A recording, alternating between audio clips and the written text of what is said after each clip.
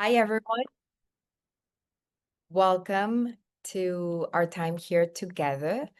My name is Rebeca Lamadrid, and I will be with you for the next hour as we go through this info session to talk about the NobleReach Scholars Program. Thank you so much for your interest. Thank you so much for being here with us today.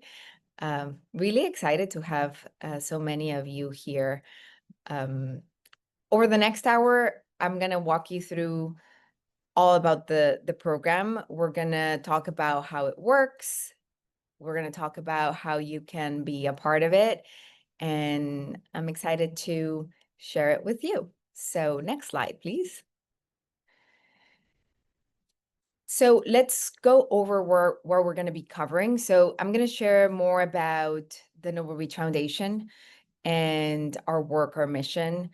We're going to dive deeper into the areas that what makes up the program, the specifics, the timeline, all of that. And we're going to talk to you about the application process, the many different steps, how you can be sure to put yourself up for success in this process. And we're going to have time at the end to answer questions live from many of you. As we go through, be sure to just use the Q&A function. The NobleReach Scholars team is behind the scenes and can answer questions as we go. But we're also going to have some time to answer questions directly from you also. Let's begin. So I can start with just telling you all a little bit more about the NobleReach Foundation. So we are a nonprofit organization with a very, very big mission, and that is to build a community of innovators across sectors that is dedicated to solve America's toughest challenges. We really are here to figure out a way to rekindle the spirit of national service. And we believe that is very important today because we are living in a technology-driven world where the challenges that we are facing as a country require solutions that move quickly. And we need our government to work better, and we want to figure out ways in which we can have talented individuals like many of you be a part of it. So we are really excited to build a pipeline of talent that the government needs. And we need tech savvy professionals, people with an entrepreneurial mindset, and people that just are able to work across sectors and drive real impact. So we like to call it here at the NobleReach Foundation, we like to call it like dual citizens. That's from our CEO, Arun Gupta. And he coins that term to like explain that we want folks that, or there's a lot of power in having folks that are able to speak both languages. And by both languages, we mean like the language of industry as well as the language of government. So the federal, state, and local governments can benefit from talent that can support in building better government environments for everyone. So we here have a very robust network of active partners that are across sectors, across government, that are excited to welcome you into their missions. And that's how we got inspired to build this program. Let me talk more about the program and its focus if we go to the next slide. So the program was designed to fill an important gap, and many of you want to do more than Candy Crush 3.0, want to work in public mission, in mission-driven environments, but it's not as easy to find those types of roles. So that's on one hand. And also the government at any level, where it's federal, state, or local, is in desperate need of your talent. So we designed this program to solve that challenge. So bringing you together with into public service to solve important challenges is what gets us excited every day. And we designed this program around 4 key things. So number one, we embed mission-driven folks like many of you directly into government agencies. We are now working at the state, local, and federal government level. And with this, we are addressing this critical talent gap.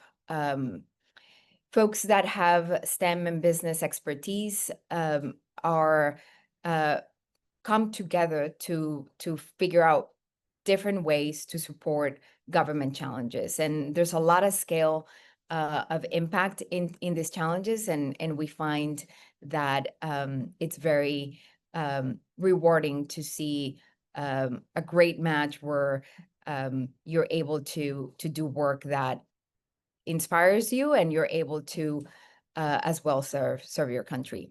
So throughout the program, there's also a lot of programming designed to support you in your leadership journey. So a lot of it is to just, build, like, connect the dots between government challenges as well as like how to best meet those challenges from a leadership standpoint. So, building for the public, we do a lot of servant leadership as well as design thinking, the lean startup methodology. So we identify different ways in which we can tackle a challenge from a multidisciplinary perspective, and that makes it really, really exciting to see in real time. And this program serves a dual purpose. We are both a pathway into this type of really meaningful roles, as well as a platform, because you get to do this together with a community, not on your own. If you're selected to be part of this program, you're going to be able to do this with a group of folks that are going to be in similar roles or similar positions, but in different either agencies or different states or cities across the country. And that makes it really exciting and powerful. If we go to the next slide, you all will get to see our current, where our 2025 class is working from.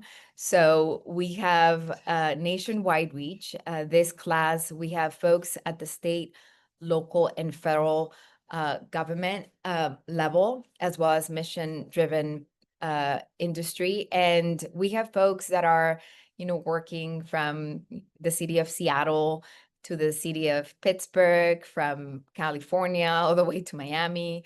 And we even have a scholar in Hawaii. She's about to get there in the next 2 weeks. So that's super exciting. And the fun part is that, while everyone is distributed in doing their work during the course of the program, we kick it off all together in a class, and that lends into just talking about the program components. So if you go to the next slide, please, I can tell you a little bit more. Well, this is the strategic domain, but anyway, so I can focus on the strategic domains and then the program component. So as far as the strategic domains, we focus on 4 key areas, and those are AI, business process innovation, computing and cybersecurity, and materials and manufacturing. And we recognize that a lot of these domains can, intertwine, right? But we ask you that when you apply into the program, you identify yourself with one of these key domains. That will help us, just as we go through the matching process, understand where your interests are, where your heart is, so we can, find a position that can best match your expertise and your need. So If we go to the next slide, yes, this is a program component. So I was talking to you all about, how folks were distributed all across the country, and we kick off the program before people go into their roles with a 2-week boot camp. And this boot camp is here in Washington, D.C. And then we're able to, we work together during those 2 weeks. And then everyone goes into their roles, as I mentioned, in different cities and places all across the country.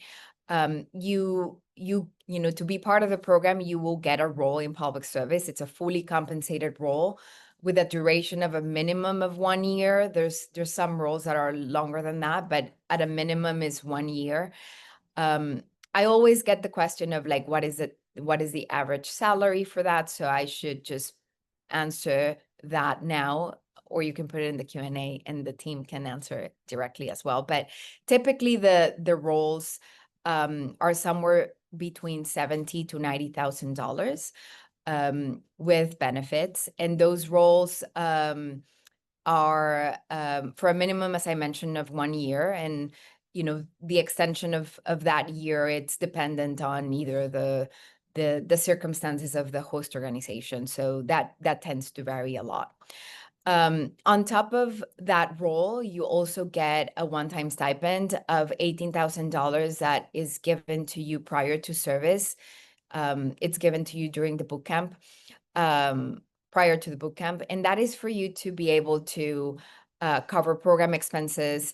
You may need to relocate. You may need to use it for, it's really an open-ended stipend that it's designed to support you in your needs. So you can focus on your learning and, to contributing to your role without having that financial burden. So of the professional development aspect of the program. Then, we kick it off with the 2-week boot camp, as I mentioned, and then we come back together every quarter. So the entire cohort comes back to DC 4 times in the year. And we do a lot of different immersive, experiential type opportunities. We focus on, just building that entrepreneurial mindset, ensuring that you start building your network.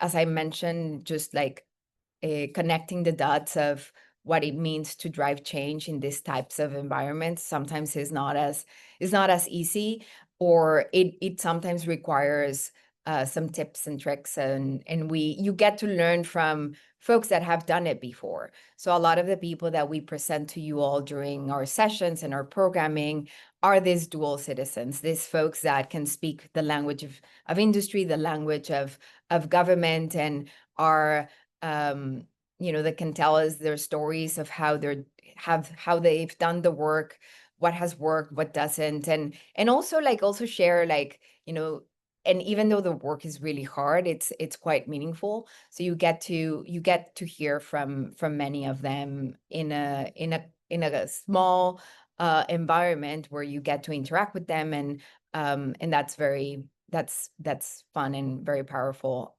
The other thing that happens and you get like as part of the program is that you get to be assigned to a mentor throughout your experience. So you are not doing this on your own. You're able to just have a sounding board as you're experiencing public service or experiencing this type of work, and have someone to be a sounding board, give you advice, and then of course you have the NobleReach Foundation team as well to support you, the community, the alumni that have gone through the program, the partner organizations that we work with. They're delighted to have you join their mission, and we do a lot of work to truly select projects and roles that we think are of impact, that could, have a lot of meaning for you in your career. So the next slide talks about, the different speakers that have been part of the program. So just this is a sample of the speakers that were able to come and talk to the scholars during the 2 weeks in August here in Washington. Well, I'm not in Washington right now, but in Washington is where we did the boot camp. So hello from Boston. Any people from Boston? I'm here for a business trip. But anyway, going back into this, the speakers that we had for the boot camp, we had Katie Savage, who is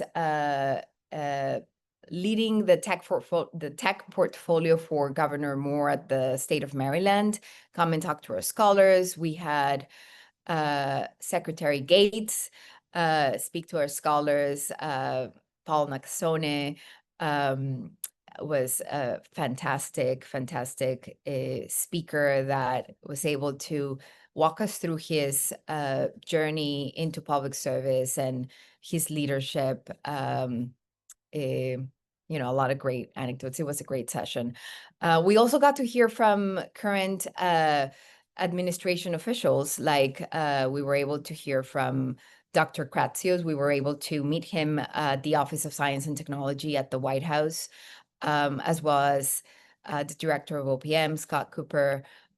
We heard from Anna Mukunju, who is within industry today, but has a vast experience in public service, and was able to talk about the different environments and what she has learned, and all of this. Again, it's in a happening there, and there's like open Q&A, and we had, for example, so Vivek Kundra, who has worked actually at all levels of government. He started at the city level, and then became the first chief technology officer of the U.S. And had a remarkable anecdotes and things to share. So it was really remarkable to hear from them, but also to have the program participants be able to ask questions directly from them, and just able to experience directly from people that have done this type of work how they will suggest approaching the power of public service. So if we go to the next slide, I am going to pass it on to Nagina, to my colleague Nagina, who's going to talk to you all about the roles and the specifics on the program requirements, and I'll be back. Thank you. Thank you so much, Rebecca. Hi, everyone. My name is Nagina Hamidi. I'm excited to talk to you guys about the scholars, projects, the roles, and the partnerships we have. We're excited and grateful to work with amazing partner organizations across federal, state, and local governments who are hosts to our lovely scholars. I'll give you some insight and of where some of our current and past scholars are working right now. Michaela is from Maine. She moved from Maine all the way to the city of Seattle, so bi-coastal, where she is working on permitting acceleration for the Department of Innovation, as well as the Department of Housing and Building in the city of Seattle. So her work consists of, supporting the efforts of advancing initiatives to simplify regulations, accelerating housing development, and bolstering small businesses. She will use her AI skills to pilot AI tools to pre-screen applications, reduce errors, and improve permitting experiences in the city of Seattle. We have Patrick Denton, who is part of our inaugural cohort of 2024. He's a data scientist who has worked for the IRS, and he was actually the first data scientist at the IRS, which is unbelievable. And he is starting his second year this month at the IRS. So he is still a federal worker there, and which is amazing. Tarun is also part of our inaugural class. He worked at the US Space Force under the Space System Command, supporting national security space launches. And then he later, throughout his work at Space Force, worked with the innovation arm of Space Force. He is now working for a mission-oriented startup on growth and mission operations. And then lastly, Dira from Chicago moved to Oklahoma City. She has a background in engineering education, a PhD. She is a senior program manager and working for the Department of Innovation at OKC under the leadership of their CIO, Dr. Kelly Williams. She is tasked with training and supporting staff across the city and documenting current business processes and working towards process innovation using her technical skills. Dira is going to use her PM skills to empower and educate staff and improve and develop their own processes, which is incredible. I will move on to the program requirements, and I know we have some of those questions in the Q&A. So what are the program requirements? As long as you're a recent graduate between December 2022 to August 2026, so the last 3 years, you have a GPA of 3.2 or higher. You have interest or experience in one of the 4 strategic domains that Rebecca has mentioned.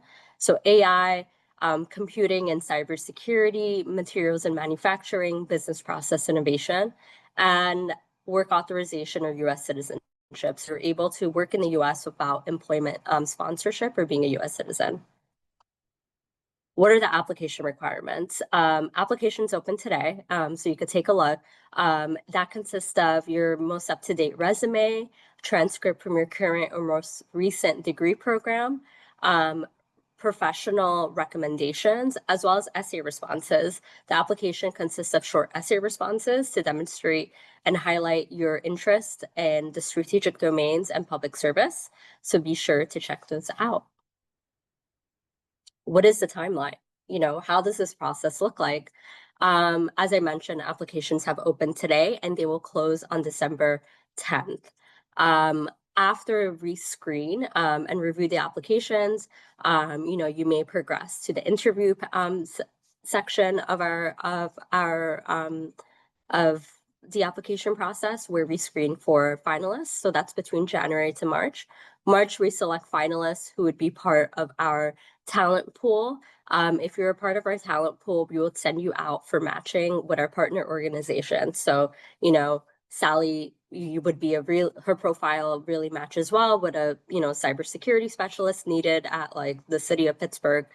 So we would send profiles out to our partner organizations and they would conduct interviews and their own assessments and let us know of their offers if interested. If we do secure a job with our partner organizations, you would be invited to be part of our program come May 2026. Securing a job is how you would become a scholar and be part of our August 2026 bootcamp, where we bring you to DC for 2 weeks for professional development, entrepreneurship, etc. And in early September 2026 is where you will start your public service role.